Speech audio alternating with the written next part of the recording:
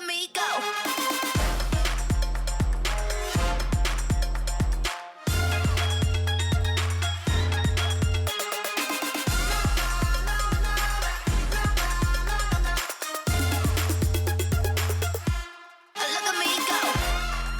Yo, apa khabar semua? Salam sejahtera. Welcome back. This is Berbulu dengan Ben. Terima kasih kerana kesetiaan anda bersama kami setiap hari Selasa. Walaupun hari ini lewat sedikit di bulan Ramadan yang mulia ini. Kami nak ucapkan terima kasih kerana kesetiaan anda. Untuk yang baru settle sembahyang tarawih, baru berbuka, selamat berbuka puasa. Mungkin ada yang lambat berbuka sedikit. Yang pasti korang bersama kita sekarang ni dan kita akan teruskan tanggungjawab kita dalam studio ni. Sebab hari ini aku ditemani oleh seorang tetamu yang setelah sekian lama kita nak try dapatkan dia sejak raya tahun lepas. Dia ada datang sekali selepas itu, tapi sejak tu kita masih tak jumpa dia lagi. Yusuf, atau daripada Yukas ataupun Yusuf. Apa khabar Yusuf? Thank you so much. Terima kasih. Thank you brother. Ben, dengan cerita terima kedatangan ya. Ya, tak, sorry aku pun nak cakap tadi dengan cerita kau bawa balik daripada overseas. So actually hari tu 2 kali kita cuba set untuk berbulu dan Ben, lepas tu tunda sampailah yang ni yang ketiga. Bawa balik daripada Kashmir, UK dan juga Norway. Wow. Kashmir, UK, Norway Winter trip. Winter trip. What a trip. Alhamdulillah. Tapi trip telah disedihkan oleh game Manchester United dengan Arsenal. Aduh. Sebab actually pergi tengok game tu dekat Emirates Stadium. Itulah. Dengan cerita ada vlog, tapi vlog tu tak keluar-keluar lagi. Itu kita senyap sikit lah. Kita simpan dulu. Tak payah bagi kita orang. Okey, saya cerita tadi. Itu gunanya bila kau sembang dengan guest sebelum show ni. Faham. Kan, benda kau jangan buat. Tak apa, Eli. Kau apa khabar, Eli? Kau baik. Rambut kau makin kembang aku tengok. Betul. Awak adakah rambut okey tak? Nak ada tips. Tadi sebab saya pun cuba buat usaha untuk sembang awak sebelum show. Okey. Tapi itulah aku ingatkan kau kembang sebab tim bola kau. Tapi sekarang ni tengok rambut kau pun makin kembang kan? Ya, kembang tu kita simpan dulu sampai. Okay guys. Everton, Manchester United menjadi tumpuan. Tapi sebelum tu aku nak ingatkan kau benda-benda penting. Sebab dalam Bini-Bini kita ada platform-platform yang kau boleh tengok balik. Contohnya dekat Spotify. Kau boleh dengar balik episod-episod yang lalu, yang lepas bila tengah drive dan sebagainya, dan juga dekat Apple Podcast kita ada juga Short Podcast dan Astro Go untuk episod-episod yang dah lepas, yang kau dah terlepas, semua dia ada dekat Astro Go. Guys, nombor phone nak call kami sebab ini adalah elemen yang sangat penting. Tanpa korang tak meriah BDB. 038957 8463. Call sekarang. Kita akan letak korang dalam queue untuk borakan kita orang setiap satu topik yang ada sampai jam 11 malam nanti. Guys, tak mau lengahkan banyak masa. Jom. Everton 0, Man United menang lagi 1-0. Jom. Michael Carrick dah 6 perlawanan in charge sejak kembalinya ke Man United kali ni. 5 kemenangan, 1 seri, 6 matches unbeaten untuk dia. Tapi overall kalau dalam Liga saja, Eli dan Yusuf, right now Manchester United in the league alone 10 matches unbeaten overall. The 199 million pound signings tu dah mula menunjukkan collective ability diorang di atas padang. Overall, bila kau tengok Manchester United sekarang, diorang ni the real deal ke macam mana? Ya, aku rasa dah akan menang Liga. Aku suka saja bagi sebab boleh percaya ke apa kau cakap? Bagi diorang happy sikit. 3 poin yang beza sekarang dengan City. Tak tahu diorang akan happy ke tak dengar you cakap Beza diorang dengan Villa 3 poin. City pula. Villa, yes. Atas diorang nombor 3. Okay lah, untuk Champions League spot. Ya, Champions. Tapi tak tahu season ni maybe kalau katakan orang dapat 5 spots dalam EPL juga macam last season. Most likely. So most likely diorang rasanya akan dapat je selesa sebab tak nak harapkan Liverpool. Unfortunately season ni lah. Unfortunately. Elif Amira, Manchester United. I rasa I think like lepas ni game ke-6 Carrick. Right. Game ke-6. Betul. Game ke-6 Carrick. Tapi I think like macam kita nak katakan dah boleh nampak lah like I think sebab game lawan Everton tu honestly probably was not the best game yang under Carrick lah. But to be fair also baru game ke-6 tapi sebab like the 5 game pertama pun dah menang like so people would expect another round of 3 points. Yeah. Tapi the point is I rasa is because of dia punya decision untuk change the substitution dalam game tu. And because kita nak cakap pasal tu. Maksud kau dari Ahmad ke Sesko. The high impact substitution. Silakan. And di mana kan definitely that was like the opening point kan yang di mana kita nak cakap kan Sesko punya impact atas padang bila Ahmad dibawa keluar and then you see the dynamic between Cunha and Buemo and everything else. You don't need, I rasa sebab lawan West Ham dia dapat main sekejap je dalam 20 minit. So it's like okay, now more time. So because the talking points I think Arsenal fans pula, Manchester United fans nak katakan, is he going to start? Ada kaitan. No, is he going to start lawan Crystal Palace? Bukan dia player yang Arteta kejar untuk jangka masa yang lama ke? Okey, itu side topic lah. Tapi kalau kau tengok rekod dia, Yusuf and Eli, in 17 matches di bawah Amorim, dia skor cuma 2 gol saja. Tapi 7 matches under 6 matches plus 1 masa tu tak ada manager tak silap aku, ataupun ada last game Amorim tak silap aku, 7 matches sejak Amorim, okay, dia skor 6 gol. So itu mengatakan sesuatu perubahan mentaliti. Aku tak pasti apa perubahan itu, tetapi Sesko pada ketika ini tidak perlukan minit permainan pun sebenarnya untuk membuktikan kemampuan dia. And cakap pasal tak perlukan minit permainan, also nak cakap pasal quality goal pun, it's just a one touch strike that like anyone kalau you letak target man kat depan, that was the one thing you wanted from your target man untuk club you. Tak tahu macam mana kita boleh actually tak cakap lagi pasal Carrick. Sebab one of the main reason kalau kita tengok under Amorim tak bagi dia kepercayaan untuk menjadikan dia main guy. Dan kita tengok rekod dia pun agak merunsingkan fan-fan Manchester United. Tapi bila kita tengok under Carrick, nak cakap Carrick jadikan dia main guy pun tidak juga. Sebab tak menggunakan dia juga kan. Correct. Tapi satu benda yang kita kena bagi shout out juga dekat Carrick sebab cara menggunakan Sesko tu. There's no point kalau jadikan dia adalah kita punya main guy tapi kalau dia tak perform. So kalau dia ada that man management, tahu macam mana to bring the best out of certain player, which is contoh macam Sesko adalah guna bila defenders dah penat sebagai contoh. Sebab kalau kita tengok defender Everton besar. And so logically guna Sesko dah awal lah. So the physical battle kan. And also the nak cakap pattern tak, but the recent reputation yang telah disumbangkan oleh Sesko tu sendiri, like dia punya stoppage winner dengan Fulham, dia punya equalizer dengan West Ham, and then now he was in the very last minute and gave Manchester United 3 points. Kalau you guys tengok jumlah gol penyerang big signings ataupun kita nak compare lah like Sesko dengan all these other big signings. Right? Kita cakap pasal dari segi gol and then dengan jumlah minit permainan di atas padang. That was a big difference. Of course kita akan unpack Gyökeres later. Tapi go straight to number 5. Benjamin Sesko 8 gol diusahakan ataupun dicapai dalam masa 1,320 minit. Yes, itu satu, aku rasa peningkatan ni kita mula nampak sekarang ni di bawah Michael Carrick. Tetapi menariknya yang kau sebut pasal Michael Carrick aku nak tertanya juga sebab tak silap aku sekarang ni kebanyakan legends Man United ni on a kalau kau tengok macam mana Scholes dengan Bud mengkritik certain players, Martinez sebelum ni apa semua, sekarang ni baru ni Neville still katakan yang Carrick tak ada CV untuk menjadi Manchester United manager walaupun dia dah membawa kestabilan setakat ni, dan dia still berpandangan bahawa they need to change.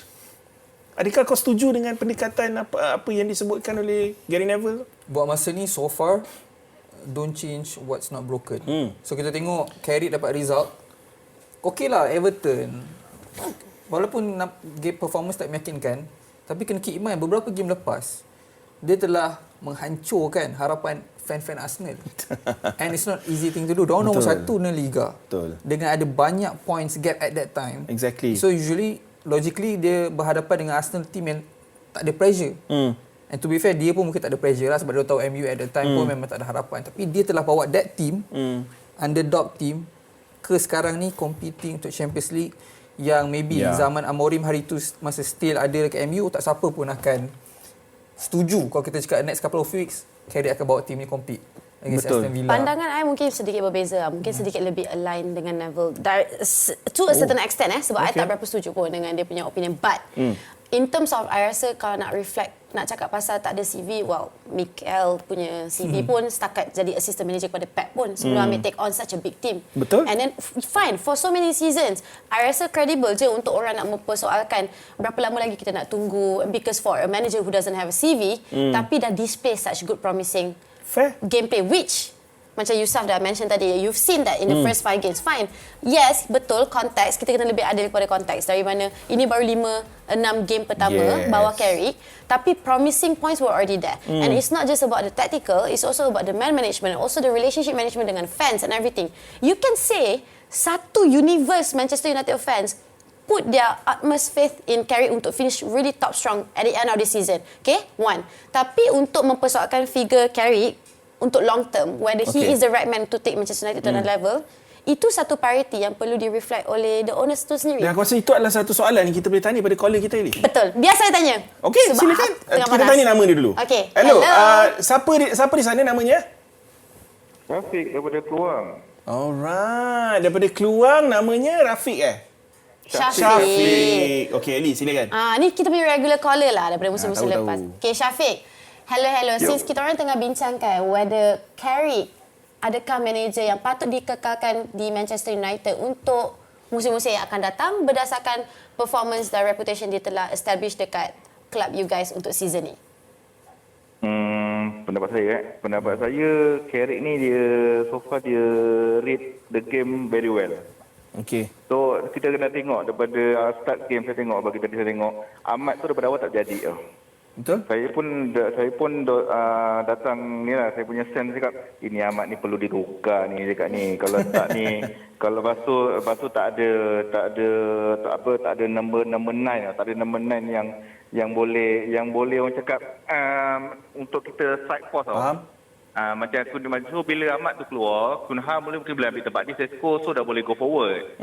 Tapi Kunha punya deliver tu memang betul pure class lah. Serius lah. So saya rasa memang Carrick dia read the game tu very well lah. So patut dikekalkan. Tapi Syafiq, kau perhati tak? Bila Manchester United, okey, kita tahu ini memang bukan Manchester United je yang struggle. Mana-mana tim dalam kelompok top 4, top 3 bila berjumpa dengan tim yang rata-ratanya bertahan untuk 90 minutes. Kan, cuma second half aku nampak Everton keluar dapat 10 corners dan sebagainya. Dia main fizikal gila yang Kobe Mainu pun bising dalam dia punya Instagram kata dah macam WWE dah. Kan? Tapi masalah sekarang ni dengan Carrick adalah untuk break low block sebenarnya. Kan? Adakah kau rasa macam lawan Fulham itu boleh kau macam lawan West Ham maksud kau? Yang last minute Sesko. Okey. Bagi seri tu. Itu bagi seri tu West Ham lah. So, kalau kau tengok dua game, even game semalam tu sebenarnya bukan Man United yang terbaik, tapi aku pernah tengok game-game macam ni bawah Sir Alex juga dulu. Di mana you're not at your best, tapi still kau find a way to win. Kau setuju? Betul, sebab kalau kita nampak bezanya Murid dengan Carrick ni selagi belum habis masa dia pergi je. Selagi belum habis masa. Kalau Murid ni kita boleh tengok macam walaupun tengah kena pun boleh let lu back pass, buat macam santai-santai, bukan macam nak pergi sangat untuk cari seri ke, untuk cuba untuk menang ke, tak ada. Tapi Carrick walaupun orang cakap dari segi dia ada kelemahan jumpa tim yang defend semua parking ke apa ke, tapi try selagi belum 90 minit tu try. Betul. Dia bagi 100% all outnya dia bagi. Alright. Syafiq, thank you kerana sudi call BDB. Sudi sangat. Jangan serik kalau kita orang lagi nak bagi point sendiri pun tak ada masalah. Kita jumpa lagi. Thank you Syafiq. Tapi aku nak highlight something yang sangat-sangat ketara, yang sangat-sangat berbeza daripada last season. Last season or the seasons before, United banyak struggle dengan defending mistakes yang selalu ni datang daripada Onana dan sebagainya kan. So kalau kau ambil kira the amount of points yang diorang drop daripada Onana punya mistakes dan sebagainya, banyak. Masuk seorang keeper yang bagus tapi bukanlah goalkeeper terbaik di dunia, tapi goalkeeper yang steady dalam game ni. Dia mencatatkan apa? Sekitar 11 recovery tak silap aku, 4 big saves dalam game ni. Kau dah boleh nampak dengan basics yang ada, basic defending, basic goalkeeping, benda tu dah cukup sebenarnya untuk letak Man United dalam kelompok top 4. Sebab kalau kita tengok dalam sejarah EPL, mana-mana season pun, tim-tim top 4 bukan sentiasa ada the best goalkeeper macam tim-tim yang menang Champions League. Correct. Goalkeeper yang jadi legendary status. Absolutely. Dia just perlu satu goalkeeper, satu figura yang boleh bawa ketenangan kepada defense. Betul. Supaya player macam Maguire tak di-expose dengan kelemahan-kelemahan dia. Dia nak player yang boleh complement. Kita ada defender yang besar tapi slow. Keeper tu kena complement defender tu. Betul. Kalau dia ada defender semua pakar highline laju je. Dia perlukan sama juga goalkeeper yang mungkin sweeper keeper, dia boleh masuk dalam atas padang. So dia tahu ada teammate dia yang laju in case kalau terlepas bola last minute, tiba-tiba dia orang buat counter attack opposition. So ketenangan tu yang kita nak. Dan Lemon sebab benda tu. Betul. Yang mana sebelum ni Onana ke sebelum ni tak payah cakap MU dah almost semua tim pun even David Moyes pun puji Laman dalam game ni tau, sebab he's a big factor even that last try daripada Michael Keane tak silap even sampai 92nd minute, right? Like that fingertip save, and then even in corners. Kau tahu dalam game ni ibarat WWE yang si Mainu cakap dalam Instagram dia, to be fair every team dalam Premier League sekarang buat benda tu. Dia start daripada Arsenal lah, let's be fair kan. Tapi sekarang ni bila kau tengok game tu dah berubah sampai tahap yang kau terpaksa physicality mainkan peranan. Aku yakin Eddie, tak lama lagi kau akan nampak goalkeeper yang serupa Adama Traore. Yeah, I'm not surprised. I rasa cakap pasal I really Because like game kita, bukan game kita, tiba-tiba. game bola dekat Eropah ni dah menghala ke situ, terutamanya dalam Premier League.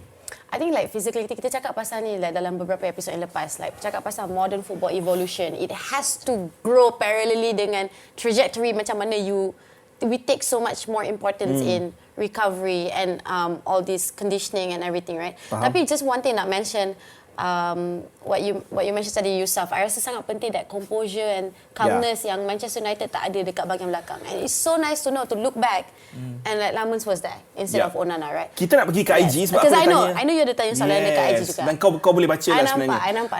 Soalan dekat IG berkaitan dengan Sesko dan juga Manchester United, dan yelah sebabnya sekarang ni ada, bukan nak kata krisis, tapi it's a good headache to have kalau kau adalah Michael Carrick. Sesko memang dah tertulis ke takdir dia sebagai super sub? Kalau nak ganti siapa dalam first 11? Ni soalan yang aku tanya. Yes, and Zuhalim katakan kalau lawan low block team dan Sesko selalu target man lebih efektif, and then you put Ahmad Mbuemo right wing. Syari Anwar katakan, well, untuk stabilize period baru game ke-6 untuk Carrick will be in the first 11, depends on game plan. Ahmad is still the first choice lah, I would assume. Nazir katakan, as for now, yes, good for him. He's still young, less pressure, good for his progress to be next top striker.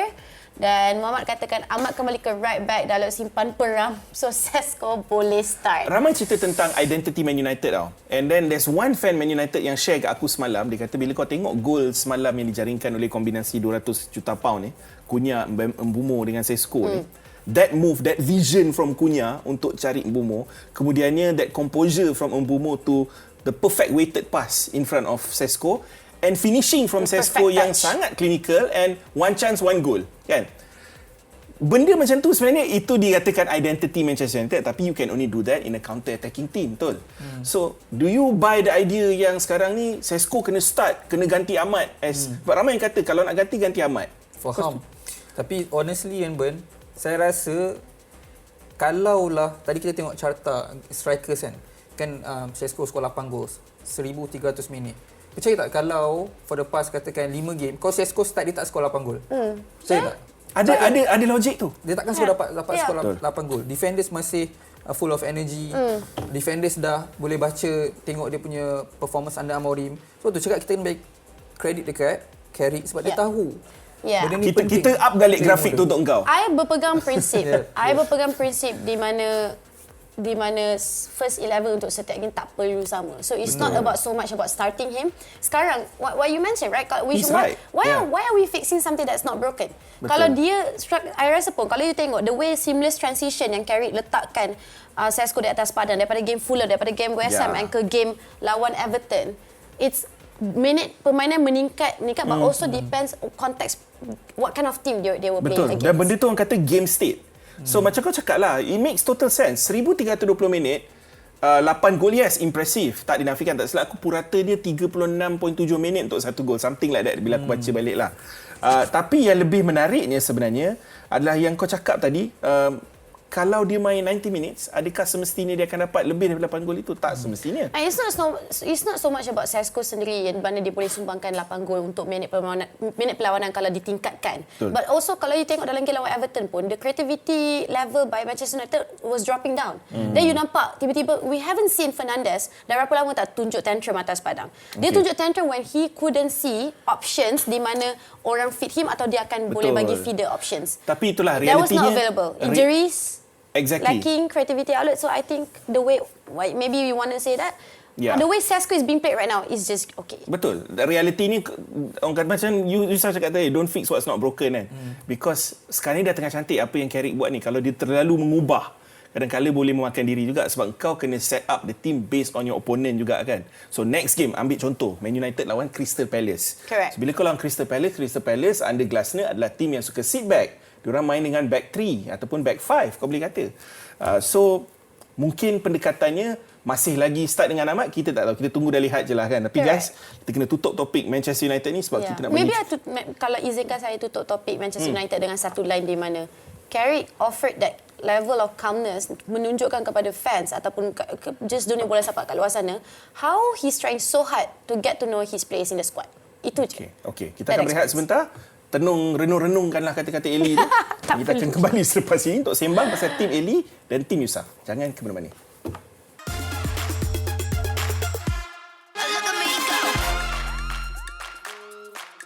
Gila lah weh. Aggregate 8-2. Identical scoreline.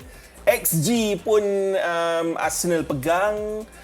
Dan kau boleh kata 20 shots away from home. Unbelievable.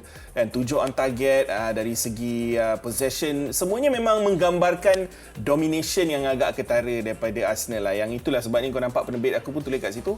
Kacang je Spurs ni sebenarnya. Kan? Okay. To be fair, dia aku start macam ni lah mukadimah dia. Sebab dalam North London Derby ni, every time datang ni North London Derby, aku rasa personally is one of the best derbies. In fact, maybe the best derby in England kalau kau tanya aku.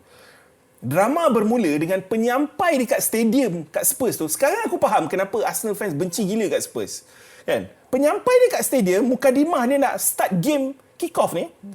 Dengan player Arsenal dah ada kat padang, dengan fans Arsenal dah ada kat dalam stadium, kata apa tau? Ayat dia. They are nervous as hell.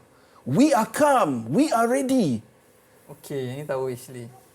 Kau bayangkan, itu adalah ayat-ayat yang digunakan oleh penyampai, aku guess, which is a Spurs fan, yang pegang mic dekat dalam stadium, dekat Tottenham Hotspur Stadium. Apa reaction kau bila kau dengar benda macam ni? Tak, actually saya tahu benda ni lepas game. Okay. So, bila sebabkan lepas, the only thing boleh cakap is thank you so much. Sebab lit up the fire dalam Arsenal players before game to start, membuatkan kita dapat result yang kita nak.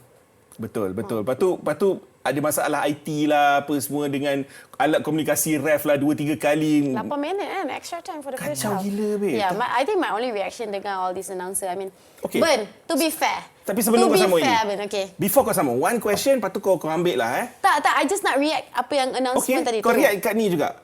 Okay. Okay, selain daripada announcement tu, narrative bottlers tu yang dibangkitkan oleh the whole English media after you drew to Wolves tu, after City beat Newcastle, for you to go and trash Spurs macam tu, macam mana kau rasa? Okay, silakan. Okay, faham. So, reaksi yang pertama kau kepada... rangkumkan lah. Ya, rangkuman reaction kepada, I don't know, like announcer. But we came to their house when they have nothing else to offer to their own fans. Itu je lah yang dia boleh offer. Just take it and give it back with 4-1 scoreline. And also the bottlers, honestly, saya secara realistik dan objektif memegang naratif, memegang kepercayaan di mana this is the season that I akan honestly admit if we couldn't. I tengok you sound untuk dapat validation. You have to admit to a certain extent. But it's not happening now. It's not happening yet. Aku nak tahu, both of you punya stand sekarang ni. Okay. Dari sebab aku tahu banyak orang kata scar tissue for the last 3 season. Coming up second kan. Dengan lagu fan-fan Wolves pun boleh nyanyi second again, oleh-oleh, apa semua kan. Macam mana kau rasa personally for this season? Serius lah. Aku lagi yakin daripada kau. Aku confident Arsenal akan menang title tau. Jujur cakap, dalam pada aku, orang selalu label aku ni sebagai haters Arsenal lah, negatif lah, apa bagai. But actually, I truly believe this season is Arsenal punya season. Okay, fine. Before that, maybe kita boleh tanya ke producer kalau boleh tunjukkan the remaining fixtures of Arsenal boleh, this season. Jom. Kita tengok jadual dia macam mana. Sebab korang dah main lebih 1 game kan? Sebab yelah, setahu aku, korang ada 1, 2, 3, 4, 5... 6, 7, 8, 9, 10 game lagi, betul? City ada 11 game lagi because you guys dah main lawan Wolves tu actually is a fixture yang brought forward sebabkan korang akan main dalam Carabao Final lawan City.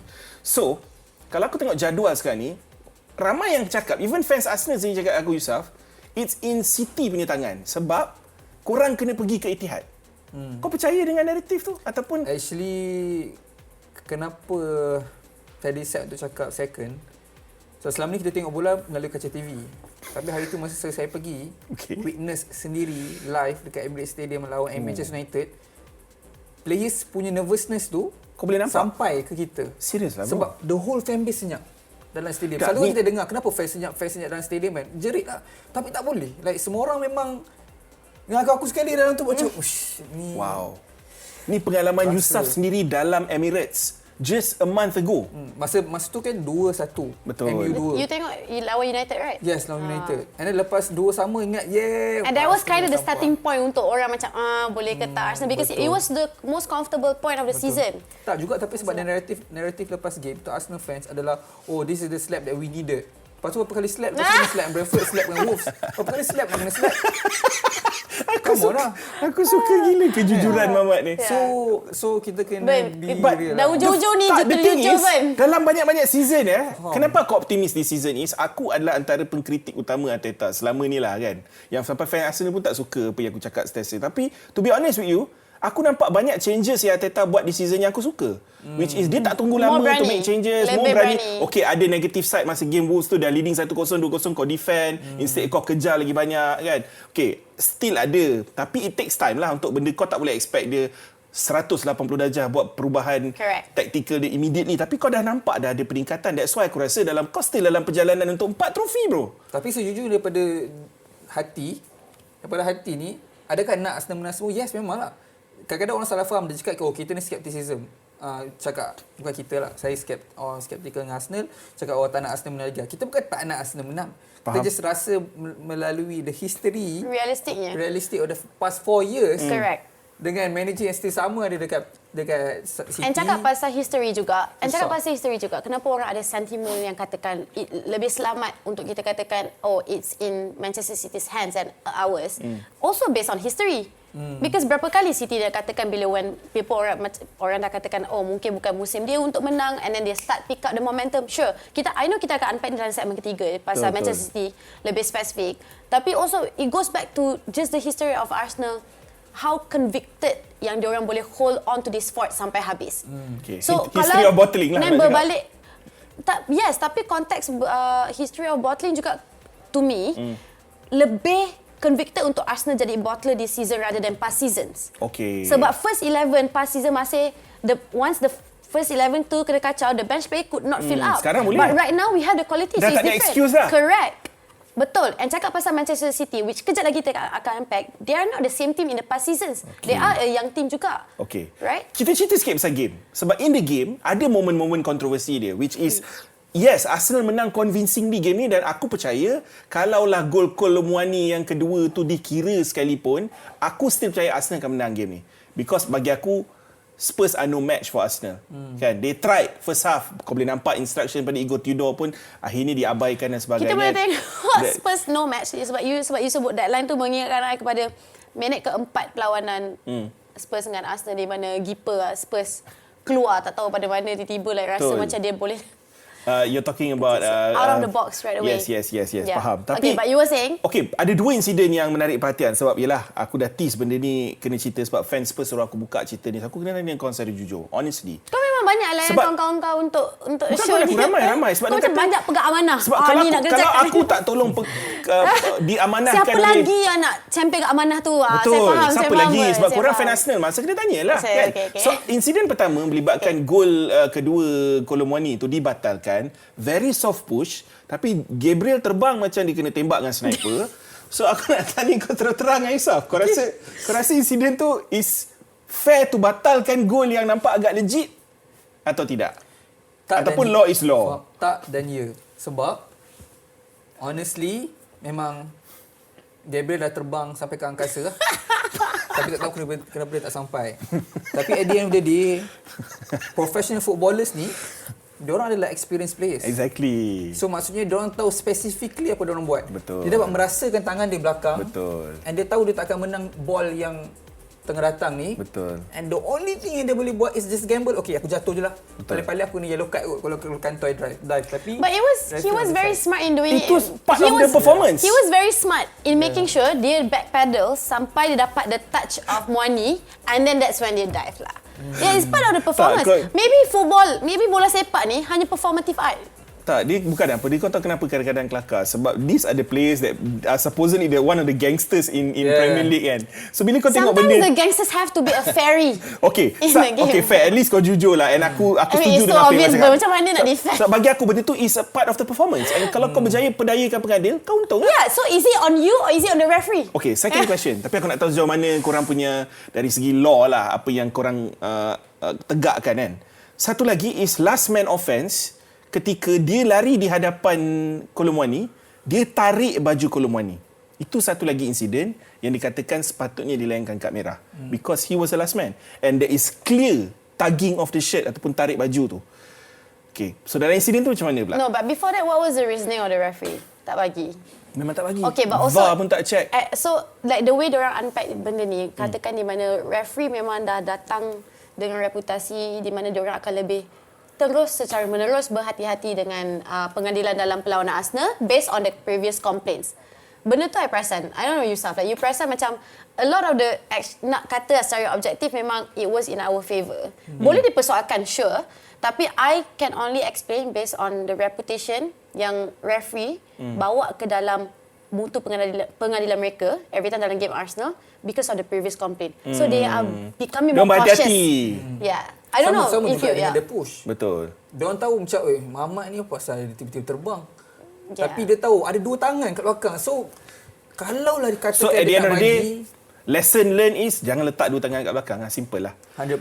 Sebab letter of the law juga. Betul. Bukannya benda tu memang... Bab tu aku setuju. But also another lesson learned, like any manager, you should be as loud as Mikel Okay. untuk referee. Kita nak pergi ke IG sebab aku tanya soalan ni dekat Twitter juga dan juga dekat IG, dekat beberapa platform. So kalau kau tengok kat situ, gol kedua Spurs melibatkan Kolomwani dan Gabriel dibatalkan. Korang rasa wajar atau tidak? Shavan Raj kata sentuh je tapi terbang macam kena flying kick. The goal would have changed the game and title race. Okay, okay. Yelah, ada orang cakap waktu tu tutu kan. It makes sense. Gabriel jadi Gabriela. No, Mana? Oh, kenapa? Babah you kata Gabriel jadi Gabriela. Gol tak wajar dibatal. Aku sebab Gabriela tu masa dia terbang tu. Tapi statement daripada Shavan Raj tu agak dramatik. Tapi not surprised because that's like Manchester United fan, I assume. Okay. The goal would have changed the game. Tu fan Arsenal AFC Jang ke cakap apa Ili? Push satu tangan tak apa, ni 2 tangan simulation but still a fall by the book. We'll take it. You know what? Whatever lah. 2 hands on the back, right? But there's been moments yang kau tak dapat juga decision macam tu kan. So, Benzani relax je. Tidak wajar. and he's honest. He's an Arsenal fan. Correct. Kan? Wajar. Okay, so DM13 katakan wajar. Asasnya ada tackle but konsistensi pengadil dan bakal champion perlu berlakon tak gitu. Kalau itu yang membuatkan kita jadi champion, kita akan terus berlakon. Okay. Itu je lah respon. I want to talk about one player yang bagi aku sangat-sangat penting sekarang ni. I know. Even Mikel Arteta cakap dalam game, okay, kau dah tahu dah. Yeah. Okay, satu benda yang aku nak tadi kau secara jujur. Okay. As a manusia lah, bila satu klub ni dah kejar kau lama untuk dapat kau dalam transfer window, siap kau buat calling card sign lagi masa kau still kat Crystal Palace. Waktu tu Arsenal tak ada interest lagi. Kau lalas kau U-turn sebab of course Arsenal your boyhood club, kau nak pergi ke Arsenal, kau tak pergi Spurs. Lepas tu kau skor 5 gol lawan diorang. Lepas tu kau gelakkan diorang. Kau tahu tiap kali dia celebrate gol tu dalam Emirates ke dekat Tottenham Hotspur Stadium semalam pun, kemarin pun aku tengok. Semalam. Dia punya gelak dia tak ada dia tak cover, babe. Kan? Kau tak rasa ke macam itu ada unsur macam disrespectful sikit macam? Tak, itu adalah tanda dia adalah pure Arsenal fan. Okay. Dia adalah pure Arsenal fan, membesar di London, pergi ke Arsenal punya academy. And ingat tak masa Arsenal ada link dengan masa tu Thomas Lemar tak silap. Ya, Thomas Lemar, yes. ke apa macam tu kan. And dia gelak je dengan price tag tu. Masa tu dia still main kat Palace Faham. sebab dia tahu dia better. Right. And dia tak faham kenapa diorang tak go for Thomas Lemar waktu Atletico kan? Yes, masa zaman Wenger lah. Betul. So dia telah membuktikan kat sini, walaupun yelah for the past couple of games dia tak meyakinkan, tapi the same konsep dengan Carrick tadi. Arteta tahu macam mana nak bring the best out aku pun nak cakap sama macam Odegaard semua, kenapa tak start. Bro, captain kot last game contoh. Itu ada. And you know game, like Saka main kat situ. Captain kena sub lepas 45 minit. Sebab itulah saya pergi Norway nak jumpa bapak dia, nak tenangkan bapak dia. Macam anak aku captain tak start ni. So tak apalah, yang penting kita dapat kemenangan. Tapi itulah. But I also feel like macam sebab kadang-kadang macam bila kita cakap pasal sebab untuk membawa pemain dalam squad awak, like, and sometimes it could be I don't know PR reasons or whatever, because itu antara sentimen yang orang katakan, right, media punya speculation like is it just because to save face or whatever, but you cannot disregard the love that Arsenal fans have for this person. Yeah. Even before dia masuk Arsenal. And the hate that Spurs fans now have for this player. Correct. And he's such a, like, even before dia masuk Arsenal, like, we've always celebrated him as a player dekat Crystal Palace. And then at that moment of the last window of transfer window di mana almost nak release ke Spurs, it was a great decision. Kau nak bagi konteks betapa besarnya pencapaian dia, score 5 goals in the derby. Dia dah menyamai historical company dia. Dia dah match career North London Derby goal tally player macam Thierry Henry tau. Yeah. Maknanya Thierry Henry pun 5 gol dalam North London Derby dalam sejarah dia dekat Arsenal tau. Robin van Persie pun masing-masing dengan 5 gol. So dia dah capai, dia dah ada status, no matter what happen lepas ni, Eberechi Eze akan dikenali as the Spurs Slayer or whatever lah kau nak panggil It's kan. only his first season. Dekat 3-point lane ke whatever kau nak panggil. It's only his first season with the club. That's Gila. all. Tapi yang aku tertarik after the game, Arteta dia cakap yang dia cakap benda yang hampir-hampir sama pasal dia cakap dengan Trossard juga. Aku suka bila dia merajuk. Aku suka bila dia ni. Dia cakap sebab dia pun frust tak dapat main. Correct. And now he feels he knows how to use Eze. Kau setuju 100%. yang he knows 100%. what to do with him? Dia bukan just knows what to do with him, knows how to get the best out of him. So this is one of the example yang menunjukkan bahawa Mikel Arteta is learning the trade of man managing. Bukan hanya tactical. Sebelum ni kita tahu dia asyik tak apa-apa tactical. Yes, membuatkan dia boleh menang FA Cup in the first season. Tapi at the end of the day, untuk memenangi, kita tahu kita still in all the 4 competitions. Untuk memenangi 4-4 ni, dia bukan hanya satu trait je diperlukan, tapi a whole lot of experience yang membuatkan Pep boleh achieve quadruple. Right. Kita nak Arteta achieve quadruple. Sebab tu macam ni je lah, Ben. Kalau Arsenal menang Carabao Cup final, Arsenal menang Premier League. Simple as that. Simple as that. Sebab that's a mental block yang kau dah capai. Yes. Maknanya mental block yang kau dah atasi lah. Okay, Yes. last Ellie, kata-kata manis untuk Victor Gyökeres. Sebab kita banyak mengkritik dia. Aku rasa satu You banyak kritik dia. Of I've course. always been the Of defender course, of and I'm still Gyökeres. not convinced. Yes, Correct. dia dah I'm score 15 very goals consistent. this season. Yeah.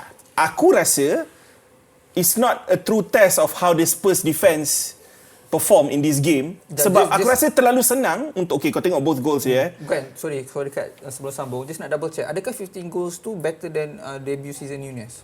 Darwin Nunes. Adakah better season? Has to be lah bro. Has to be, kan? In all Rasanya competitions lebih. kan, tak silap aku. So bila kau ambil kira the first Tak goal, sure jadi salah kan fan Liverpool lagi.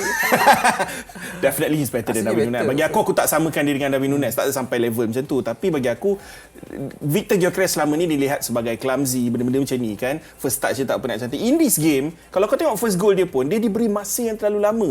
I think he took 2 touches before he scored kan. Even the second goal yang dia score ni, kalau kau ambil kira, he outmuscle the player, which is a good thing yang dia boleh buat. Tapi it look too easy di mata aku lah. Okay?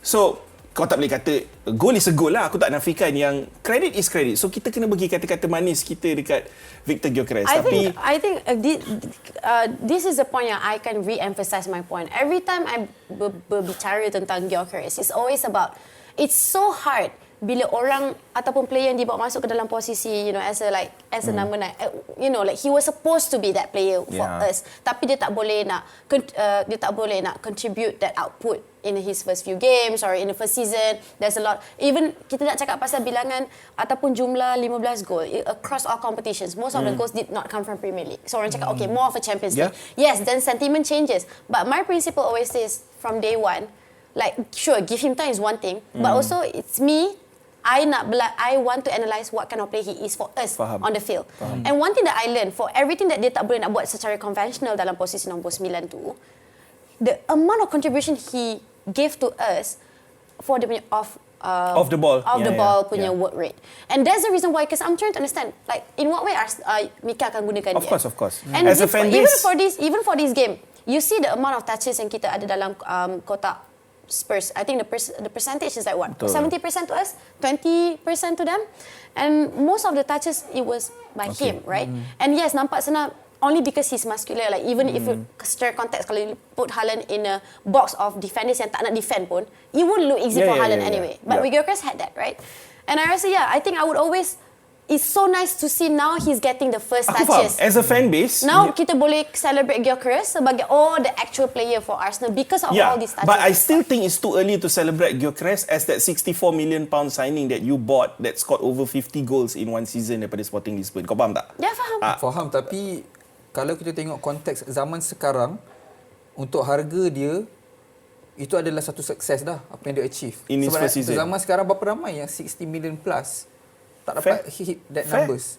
And Gyökeres ni, Victor ni satu benda dah yang orang kena start sedar. Bagi saya sebagai fan Arsenal yang tengok games, Victor ni adalah player yang menipu kita dengan physicality dia. Kita nampak dia macam player yang sadar, besar. Betul. So hold up play mesti solid. Sepatutnya lah. Sepatutnya. Betul. So itu adalah kita punya preconception Mentality, lepas sebelum kita tengok dia main. Faham. Oh, dia ni mesti kuat, boleh hold up play, boleh link, jadi that guy yang drop deep, link up players. Sebab dia kalau kita tengok physicality nampak lagi solid daripada Harry Kane, Harry Kane punya link up play lagi solid contoh. Setuju. Tapi dia bukan that guy. Exactly. Dia bukan that guy. That's why kadang-kadang numbers tu bukan nak kata menipu ya. Numbers tu 15 goals tadi. Victor Gyökeres is clinical, itu tak dinafikan. Kan? Cuma yelah bila kau tengok dia main bola, mungkin tanggapan orang ramai berbeza-beza. Guys, tak cukup masa dah. Kita kena tutup dekat sini topik Arsenal. Kalau boleh memang nak sembang lagi lama. Tapi sebab kita ada topik pasal Man City. Lepas ni kita sambung, kita pergi mamak belakang. Kita sambung kat mamak, tapi kita sambung lepas ni dekat mamak ni, BDB ni. Okay. Man City. Okay, kita berehat sebentar, kembali The selepas ni. title challenger. Yeah.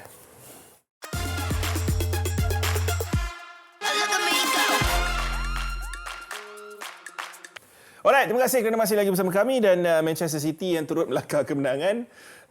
Mangsanya adalah Newcastle United 2-1. Benda yang aku dah jangka sebenarnya sebab ialah, bukan nak kata bagi alasan sebab ialah selalu orang cakap injury lah apalah. Aku sekali pun tak petik pasal injury semusim ni walaupun ada banyak, terutama ni kat bahagian defense. Petik. Dan pada waktu yang sama jangan lupa perjalanan hampir 5 jam flight hampir ke Asia nak main Champions League ni. Kata Champions League Eropah tapi pergi ke Azerbaijan. Kan, border dengan Turki apa semua kan, lawan dengan Carrick menang 6-1 tapi rehat 2 hari balik, time difference apa sebagai. Tapi still aku nak cakap Newcastle United perform really well dalam game tu. Very unlucky to lose. Ada gol yang dibatalkan, Dan Burn kena tolak dalam kedudukan offside, benda sampai law book keluar pelbagai. Tapi sekarang ni kita nak cerita benda tu. Kita nak cerita pasal bagaimana Manchester City answer the call. Pada ketika dia dah tahu Arsenal drop points lawan Wolves, dia turun dalam game ni dengan satu tekanan yang agak besar tau. Walaupun kau boleh kata players macam Rodri dah tahu macam mana title race, pressure of being in a title race, players like even Bernardo Silva, tapi rata-ratanya kalau kau look around the squad, ramai daripada Semenyo, daripada Bournemouth, Gehi daripada, diorang tak tahu actually the feeling of winning a title. Kan? So credit kau kena bagi where it's due kepada City, macam mana dia hold up for the win dalam game ni, dalam game di mana they needed the 3 points untuk kurangkan defisit dengan Arsenal dua mata. 100%. Kita kena bagi kredit sebab kalau kita tengok kan, City satu banyak player baru, and walaupun orang akan cakap lah Yusuf, Gehi ni, Semenyo ni, dia orang daripada team yang memang dia orang jadi the main guy, the leader of the team. So basically kita combine semua leader satu team, memang patutlah ada result-result yang memang menunjukkan game ni siapa yang menang adalah disebabkan mentality siapa je yang lebih compared to team yang kalah. Sebab tu team-team yang lebih leader ni nampak dapat result. Tapi dia bukan sebab tu je tau. Dia sebab kalau kita tengok cara Pep set up the team juga. Yes. And saya rasa kan, kita boleh cakap Pep je the only manager dalam Premier League yang boleh tukar-tukar cara dia main for the whole season dan still dapat result yang macam ni. Betul. Still dapat result macam And ni. somehow still in a title race walaupun keputusan di season ni tak berapa nak positif, and aku rasa tak ada continuity daripada City sebab mana ada Foden tak start Doku tak ada. Tapi yang hari tu dia nak menyelamatkan tim ni. Tapi Pep boleh tukar macam tu. Ni yang buatkan fan Arsenal dah nak pergi toilet je selalu. Aku setuju dengan kau Yusuf, tapi fan lain pula akan cakap, alah, kau tengoklah berapa banyak diorang belanja, tengoklah bench diorang macam mana, tengoklah squad depth. Ya, faham, tapi it's not easy untuk player yang baru masuk terus faham sistem Pep. Ambil contoh Mark Gehi, Semenyo, even player macam Matheus Nunes yang main as a number 10, number 8 untuk Wolves dulu, jadi right back sekarang. Benda yang dia ubah. Ed Nuri as a left back, Nico O'Reilly started as the left back this season tapi sekarang ni main as a left-sided number 8, yang which is his original position sebenarnya. Kalau kau tengok sekarang ni dari segi jumlah mata dimenangi dalam 12 perlawanan terakhir, dalam 4 musim terakhir, this is Pep punya zone lah. Di mana dalam last 10 games, that's why aku faham kenapa korang pun tengah cuak sikit. Sebab kalau kau tengok jumlah mata yang dimenangi, Arsenal 18, 2021-22, City 30, 21-31, 31-32. Satu season yang betul-betul kau fight tu is 23-24 lah, tak dinafikan. So basically Arsenal perlu replicate 23-24 je untuk menang Premier League. That was the season yang 1 point kan, beza kan? Yes. Masuk sampai last game kan? Sampai last game. Correct. Tak ingat lawan ke 2 point. And even masa, one game. tapi I rasa konteks kita Itu pun season tu tak silap aku, Arsenal menang 10 game straight tak silap aku. Yes, tapi City also datang dengan pasukan yang sebelum musim sebelum musim 2020, maknanya musim 2019, diorang pun yang buat rekod menang 18 game straight. That's what aku But cakap. tapi konteks. But that was not the same City, which yang kita dah buka pun. Like bila kita kupas topik ni, kita kupas dengan approach di mana like we understand how many players je yang tinggal. That's why like Pep memang was very confident in a way, and bila dia katakan like 70% of the players in my squad tak pernah rasa apa I rasa with all the others.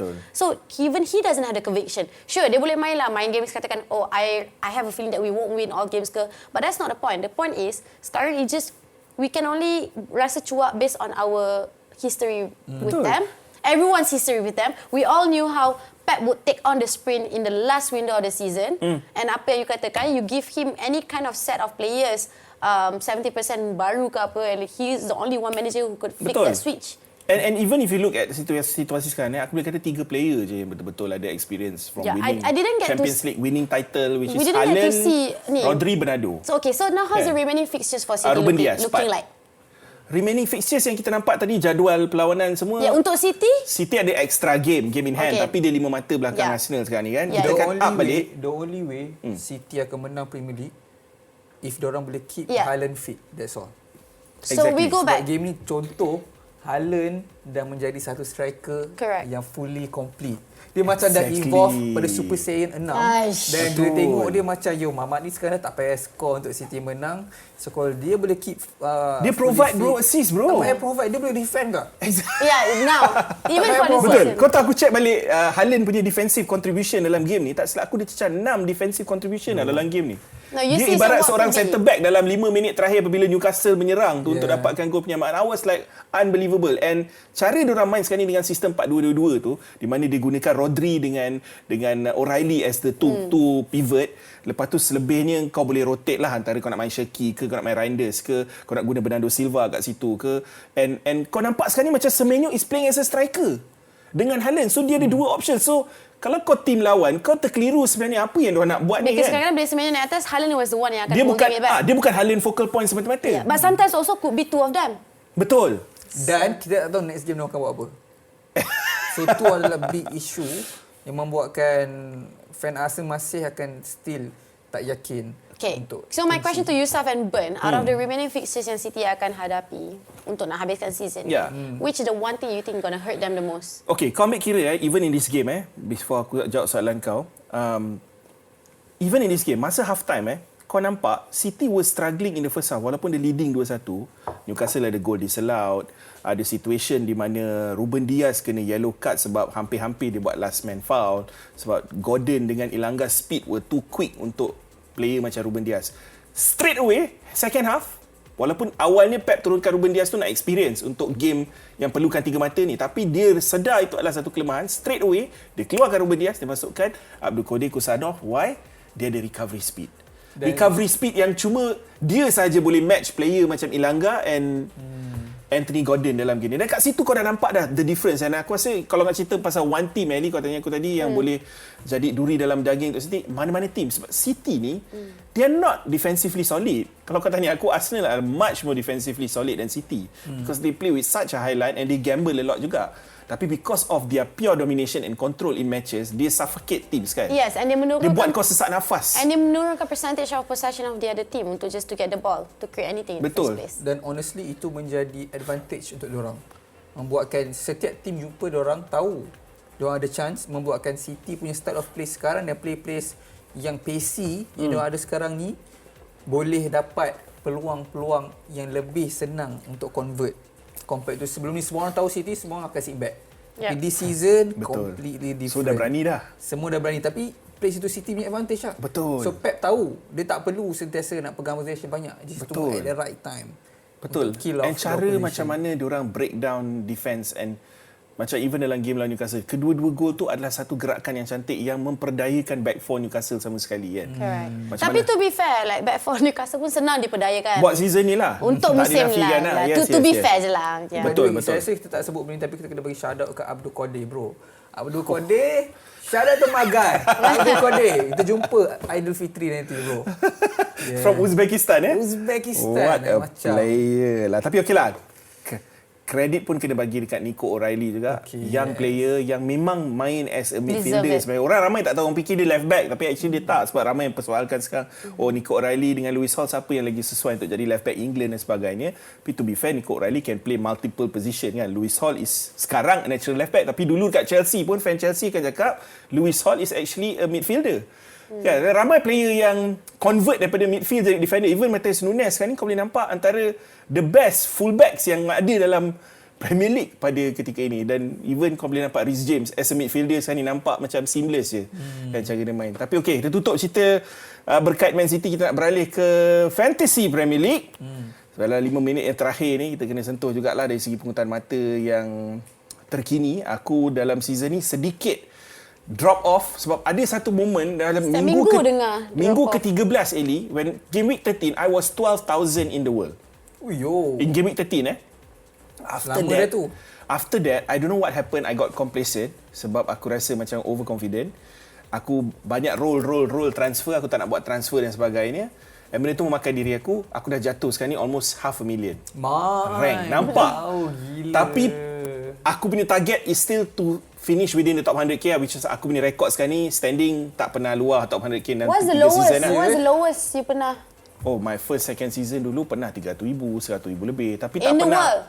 My lowest is 300,000, never been lower than that. So itulah sekarang ni liga aku sendiri, aku nombor 600 lebih. Tapi Pandro Tun Ali from Newcastle United Fan Club, shout out to Zafran, Apan Zafran, top of the table Liga BDB, 20 point leading Mami Chef Lontong, UFC Muhammad Elias, Farhan Roslan, Adib Bazli, Nurul N, Emre Khan, Wadio, Sakur. Orang Malaysia pernah menang? Pernah ke?